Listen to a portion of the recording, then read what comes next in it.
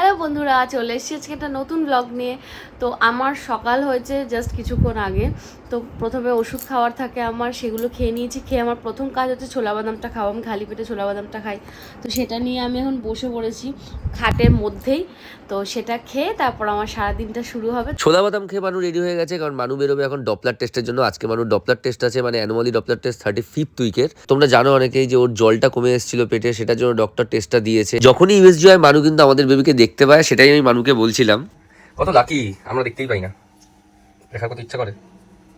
দেখে কিছু বুঝবে না, নেগেটিভের মতো। তাও তো কিছু তো বোঝা যাবে। কিছু না, সবই বোঝা যায়, মানে মুখটুকু ওইভাবে বোঝা যায় না, চোখ টোকগুলো বোঝা যায় না। বাকি স্ট্রাকচার বোঝা যায়। আমি একটুখানি পরিস্পে দিই। এই আমার ডিসপ্লে কোনটা দেবো? এইটা।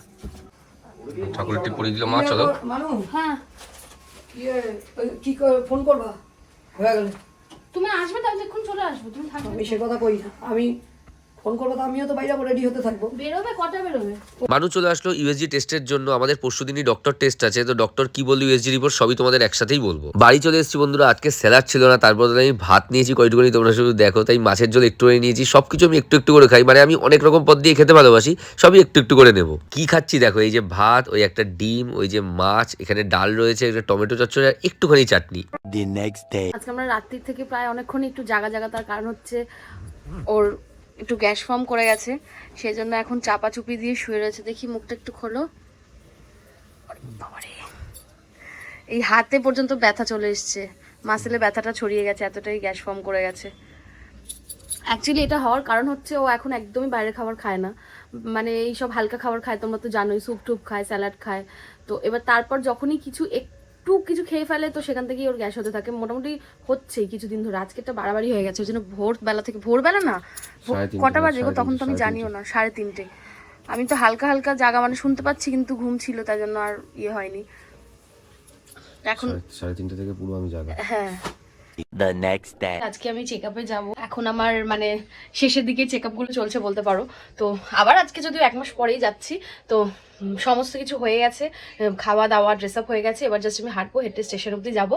তো তারপর বাবাই বাইকে করে আসবে। আমি বেরিয়ে গেছি একা একা, ওদিকে মানু হাঁটতে হাঁটতে যাচ্ছে। এই যে হাই, আমি স্কুটি করে চলে গেলাম, মানু হেঁটে হেঁটে যাচ্ছে। তার কারণ হচ্ছে হাঁটাটা মানুষের জন্য খুব দরকার, খুব একটা হাঁটা হয় না, তাই সকালবেলাটা ও হেঁটে হেঁটেই চলে যাচ্ছে। যদি কোনো ফাঁকা ট্রেনটা পাই তাহলে আগে একসাথে উঠে যাবো। আর প্রথম কথা হচ্ছে তুমি তো সিঁড়ি বেয়ে তোমাকে নামতে হবে, এখন তো রেল লাইন পার করা যাবে না, সিঁড়ি দিয়ে উঠতে হবে, এটা একটা ঝামেলা। আমি একটু তাড়াতাড়ি হাঁটি, তাই না? তাড়াতাড়ি না, নর্মালি হাঁটো। আমি ভিড় উঠে আগে শিয়ালদায় চলে এসেছি। মানু আসবে লেডি স্পেশাল, যেহেতু ওটা ফাঁকা হয়, মানুষ জন্য সুবিধা হবে। আমি এখন এখানে দাঁড়িয়ে আছি, মানুর কাছে সব কাগজপত্র আছে। ও আসার পরই এখান থেকে আমাদের দেখানোর টিকিটটা কাটবো।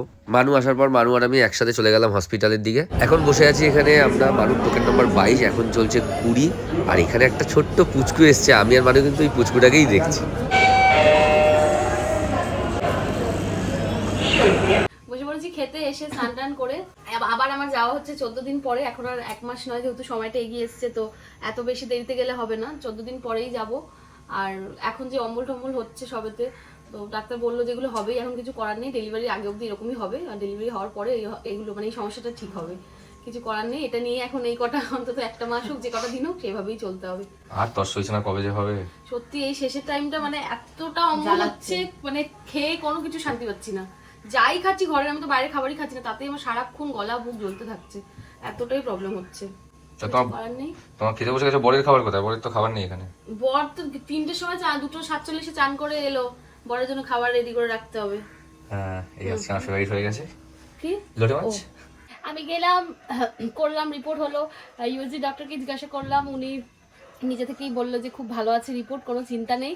আমার মুখ দেখে মনে হয় বুঝতে পারছিলেন যে আমি টেনশন করছি, তো উনি নিজেই আমাকে বললো যে তুমি মানে তুমি কি টেনশন করছো, রিপোর্ট কিন্তু খুব ভালো আছে।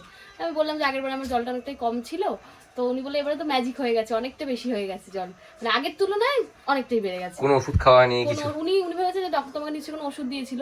আমি বললাম না, আমি কোনো ওষুধ খাইনি। তো তখনই বললো যে তো ম্যাজিক হয়ে গেছে।